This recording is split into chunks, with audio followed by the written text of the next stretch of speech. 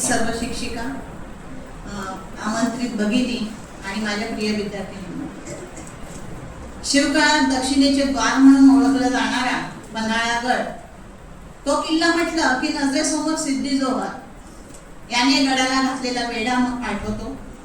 त्यातून नाट्यमय रीतीने निसटून जाणारे शिवराय आठवतात. शिवा काशीचे धाडस आणि पुढे घोडखिंड इथं गनिमांना रोखून धरणारे आणि अफाट शौर्य गाजवणारे वीर बाजीप्रभू देशपांडे, त्याचप्रमाणे शिलेदार कोंडाजी फर्जंद यांचा भीम पराक्रम, हे सारे प्रसंग नजरेसमोर तरळू लागतात. पावन झाला पन्हाळागड नरवीरांच्या रक्तांनी, सांगतील इथले पत्थर ही तुम्हासही कहाण. त्या अंधाऱ्या रात्रीला कुठेतरी मोडून पडलेल्या त्या पालखीला, आजही जिवंत असलेल्या त्या वाटेला, पन्हाळ्याच्या बुरुज कड्यांना आणि एकेकाळी सिद्धी जोहरची छावणी ज्या भूमीवर होती त्या भूमीला बस यांनाच तो वीर आज स्मरणात असेल. त्याचा पराक्रम आजही त्यांच्या आठवणीत असेल. शिवाजी राजांवर धावून आलेला काळ त्याने आपल्या अंगावर झेलला. आपले बलिदान देऊन त्याने आपल्या स्वामीला पन्हाळ्यातून निसटण्यास मार्ग मोकळा करून दिला. पण त्याच्या धाडसाची, त्याच्या शूरत्वाची ही एवढीशी गोष्ट मुळीच नव्हती. तो जन्मलाच होता शिवाजी राजा म्हणून मरण्यासाठी. त्याचा चेहरा शिवाजी राजांच्या चेहऱ्याशी मेळ खात होता. त्याच्या नावात साम्य होतं. जणू राजाची सावलीच तो. आपल्या मातृभूमीला पातशाही पासून मुक्त करण्यासाठी स्वातंत्र्याच्या होमकुंडात आपल्या सर्वस्वाच्या समिधा अर्पण करणाऱ्या त्या साध्या सुध्या मात्र मातृभूमीच्या मुक्तीसाठी शिवाजी महाराजांच्या खांद्याला खांदा भिडवणाऱ्या एका साहसी शिलेदाराची विलक्षण चित्रकथा आज आपण अनुभवणार आहोत. कोण होता तो? स्वराज्याचा शिलेदार शिवा काशी. शिवरायांच्या फक्त एका शब्दाखातर मागे पुढे न पाहता संसाराचे पाश तोडून गनिमांना हुलकावणी देणारा आणि समोर मृत्यू दिसत असूनही त्याचे हसत हसत स्वागत करणाऱ्या नरवीर शिवाची गोष्टच न्यारी. सागराहून खोल, आभाळाहून मोठी. 10 नोव्हेंबर 1659 शिवाजी राजांनी क्रूर कर्मा अफजल खान याचा जावळीच्या खोऱ्यातील प्रतापगडाच्या पायथ्याशी कोथळा काढून वध केला. अफजल खानाच्या या वधामुळे आदिलशाह बेचैन झाला होता. त्याने अतिशय पराक्रमी असा सिद्धी जोहर यांना प्रचंड फौज घेऊन महाराजांच्या दिशेने पाठवले. त्याच वेळी मोगलांचा सरदार शाहिस्ते खान, राजश्रीताईंनी सांगितलं तुम्हाला आत्ताच, शाहिस्ते खान सुद्धा उत्तरेच्या बाजूने महाराष्ट्रात घुसला. स्वराज्यावर आलेलं हे 2 संकट होतं, दुहेरी संकट होतं. महाराजांनी सिद्धीला पन्हाळ्यापर्यंत थोपवून धरायचं ठरवलं. आपण जिथं असणार तिथं तो नक्की वेढा घालेल हे महाराजांना ठाऊक होतं. म्हणून महाराजांनी पन्हाळगडावर असल्याचं कळताच सिद्धीने आपला वेढा पन्हाळगडाभोवती आवळण्यास सुरुवात केली. सिद्धी जोहर हा अतिशय मुरलेला मुत्सद्दी असा लढवय्या होता. सिद्धीच्या या कडक वेढ्यातून निसटायचे कसे, हा प्रश्न, हा विचार शिवाजी महाराज करू लागले. अहोरात्र सहकाऱ्यांसोबत बैठका घेऊ लागले. त्यावेळेस एक पहारेकरी बोलू लागला गेटपाशी, गड्या तुला माहित आहे का, अरे कधी कधी तू थेट दिसतो आमच्या महाराजासारखा. नाक, डोळे अगदी तसेच. कोण होता हा महाराजासारखा दिसणारा? हाच तो शिवा. किल्ल्यावर येणाऱ्या जाणाऱ्या सैनिकांची, किल्लेदारांची, सुभेदारांची, सेनापतींची हजामत करायचं काम त्याचं होतं. शिवाचा मुक्त वावर पन्हाळागडावर आणि पायथ्याशी देखील होता. पन्हाळगडाला सिद्धीचा वेढा आहे आणि आपला राजा त्यात अडकला आहे हे शिवा जाणून होता. याच परिसरातील नेवापूर नावाचं छोटं गाव हे शिवाचं गाव. मनाने अगदी पाण्यासारखं निर्मळ. वडील नारायण काशीत, आई राधाबाई. शिवाय पूर्वज, हे शिवाचे जे पूर्वज होते हे नाविक समाजाचे. त्यामुळे किल्ल्यातील अधिकाऱ्यांची केशकर्तन करण्याची आणि संदेशवहन करण्याची जी जबाबदारी होती ती पिढी दर पिढी तशीच राहिली होती. शिवाने देखील आपल्या पित्याच्या मृत्यूनंतर ही जबाबदारी उचलली. शिवा 10 वर्षाचा जेव्हा होता तेव्हा त्याच्या मामाच्या 7 वर्षाच्या मुलीशी शिवाचं लग्न झालं होतं. तिचं नंतर त्यांनी नाव बदललं पार्वतीबाई. आता पावसाचे दिवस होते. पन्हाळा गडावर पाऊस सुरू होता. पावसाच्या धारांनी धो धो न्हाऊन निघाला. बाहेर येणं जाणं अशक्य झालं.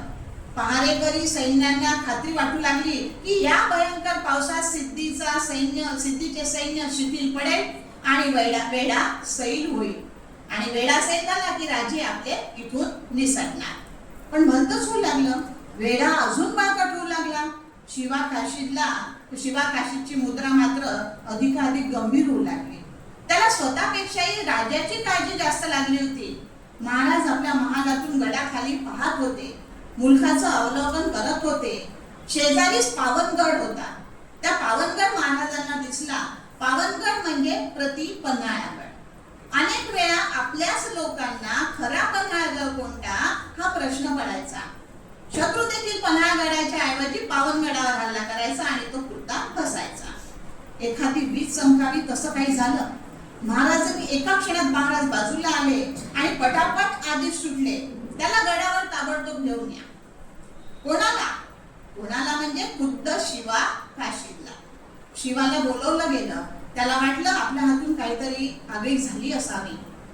पन्हाळा गडावरील एका दालनात प्रत्यक्ष शिवाजी महाराज शिवाची वाट पाहत होते. शिवाने महाराजांना मुजरा केला आणि म्हणाला, महाराज माफी असावी. माझ्याकडून काही चूक झाली असेल तर मला माफ करा. त्यावर महाराज म्हणाले, अरे शिवा, विनाकारण कशाला घाबरतोस? तुला स्वराज्याची मदत करायची आहे. तेव्हा महाराजांचं बोलणं त्याने मध्येच थांबवलं. शिवा एकदम उठला आणि म्हणाला, महाराज, अहो मी अति सामान्य न्हावी. माझं बोलणं चालणं वागणं जे आहे ते मनावर घेऊ नका. मी कुठे, तुम्ही कुठे, मी तुमच्यासारखा दिसतो असं गडावरची लोक म्हणतात. पण खरं तसं नाहीये बरं. माझी आपल्याशी तुलना कधीच होऊ शकत नाही. महाराज हसले. म्हणाले, शिवा, तुझ्या आणि माझ्या चेहऱ्यात साम्य आहे ना, बरोबर ना? हेच तर तुला काम करायचं आहे. स्वराज्यासाठी, सिद्धीला संपवण्यासाठी, आपली भूमी, आपला किल्ला, रयत वाचवण्यासाठी मदत करशील ना रे?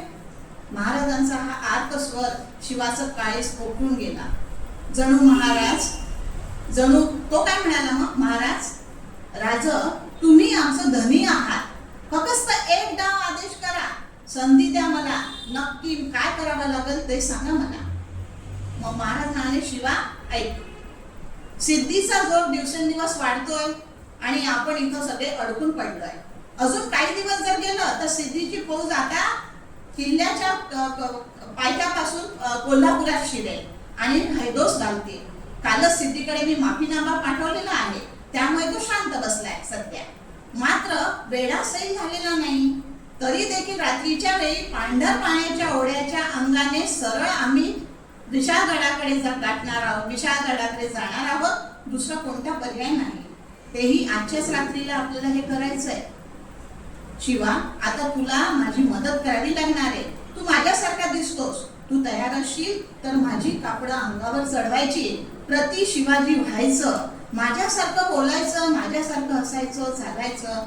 तू वेगळ्या दिशेने जायचं आणि आम्ही विशाळगडाच्या दिशेने जाणार. शिवाजी पळाला असं जेव्हा कळेल तेव्हा सिद्धीचं सैन्य चिडून आजूबाजूच्या परिसरामध्ये मला शोधायला निघतील. ते पालखी पण बघतील, तुझी पालखी बघतील. कदाचित ते तुला सिद्धीच्या समोर देखील हजर करतील.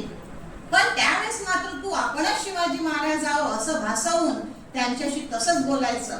आणि जर तू हाती लागला नाही तर मलकापूर ह्या गावी येऊन तिथं पालखी सोडून द्यायची आणि मला पांढर पाण्यापाशी येऊन भेटायचं. समजलं महाराज? प्रत्येक क्षण महत्वाचा असणार आहे. आपल्याला अचूक वेळ साधायचा आहे बरं का शिवा? तुझ्या मनाची तयारी झाली आहे ना? शिवा निशब्द झालेला होता. डोळ्यातून झरझर अश्रूंचे पाठ वाहू लागले आणि पटकन महाराजांच्या तो पाया पडला. राज, माझ्या आयुष्याचं आता सोनं होणार आहे. मलाही वाटायचं आपण देखील खूप शूरवीरासारखं एखादी काम करावं, छोटा मोठा पराक्रम करावा. आज ती संधी मला मिळाली.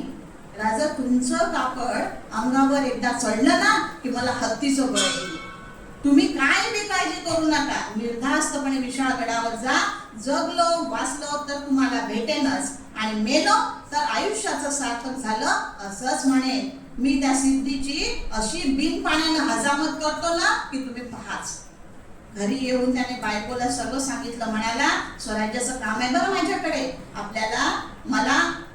आपल्या राजाला त्या सिद्धीनं कोंडून ठेवलंय. त्याला मला सोडवायचंय आणि मी जातोय. झटदिशी माघारी येतो, काय बी काळजी करू नकोस. हे पवित्र काम मी करणार आहे. अशी संधी आयुष्यात वारंवार येत नसते, आणि स्वतःची काळजी घे. गडावर येऊन शिवाने महाराजांची राजवस्त्र घातली. खुद्द महाराजांनी शिवाला जिरेटोप घातला. आजूबाजूची मंडळी पाहतच राहिली. आवापूर शिवानं महाराजांच्या पायावर डोकं टेकवलं. बाहेर प्रचंड पाऊस सुरू होता. आभाळात मेघांची दाटी झाली होती. अंधाराला सुरुवात झाली होती. याच वातावरणाचा फायदा महाराजांनी घेतला. महाराज, शिवाल आणि माजी प्रभू आणि अजून काही निवडक मावळे भराभरा निघाले. 12 जुलै 1660 आषाढ पौर्णिमा. ठरल्याप्रमाणे 2 पालख्या तयार झाल्या. एकामध्ये खुद्द महाराज बसले, दुसऱ्या पालखीत शिवा. महाराजांनी क्षणभर दुसऱ्या पालखीकडे बघितलं आणि म्हणाले, शिवा, जीवाला सांभाळा, येतो आम्ही. आणि झटक्यात पालखीत बसले, आणि मावळे आणि पालख्या दोन्ही अंधारामध्ये अदृश्य झाल्या. सिद्धीच्या छावणीत शिवाजी किल्ले से भाग गया अशी बातमी पसरली. सिद्धी प्रचंड चिडला. त्याला वेट लागायचंच बाकी होतं. सिद्धीने आपल्या जावयाला, म्हणजे सिद्धी मसूद त्याचा जावई, त्याला आज्ञा केली, जाओ तुरंत जाओ और किसी भी हालत में वो शिवा को कैद करके लाओ. त्या जंगलात सिद्धीचं पण हेर होतच. तो काही छोटा हे नव्हता, त्यामुळे त्याचं हेरांनी लगेच बातमी सांगितली. पालखी या दिशेने गेली. पालखीच्या मागे सारं सैन्य गेलं, आणि त्यांनी शिवाजी महाराजांना खाली उतरवलं. शिवाजी महाराजांना जेरबंद केलं. छावणीमध्ये सिद्धी जोहरच्या समोर आणलं. सिद्धीला तो खूप आनंद झाला. महाराजांना न्यायात म्हणाला, होय होय, हाच तो शिवा. गेले अनेक महिने आम्हाला चकवा देणारा हाच तो शिवा. अगदी याच वेळी फाजल खान जो होता तो दुसऱ्या तुकडीसह शिवाजी महाराजांना शोधायला गेला होता. पण शिवाजी सापडला असं त्याच्या कानावर येताच तो माघारी आला आणि छावणीत आला. शिवाजी महाराजांना तो शांतपणे निरखत होता. यापूर्वी त्याने शिवाजी महाराजांना प्रत्यक्ष पाहिलं होतं, आणि त्याला हे फक्त माहिती होतं की अफजल खानाच्या वधाच्या वेळी शिवाजीच्या डोक्यावर वार झाला होता. त्या जखमेची खूण तो शोधत होता, आणि मोठ्याने ओरडून आला, हुजूर हुजूर, फिर एक बार से दगा हो गया. ये शिवाजी नहीं है. मैंने शिवा को अपने आंखों से देखा है. ये तो कोई दूसरा आदमी है, बिल्कुल शिवाजी जैसा. सिद्धी जोहर रागाने लाल लाल झाला, ओरडू लागला, तू शिवा नाहीये तो कोण आहे, बताओ मुझे. असं म्हणत त्याने तलवारीचं पातळ त्याच्या मानेजवळ नेलं. महाराजांच्या रक्ताचे थेंब ओघळत होते खाली.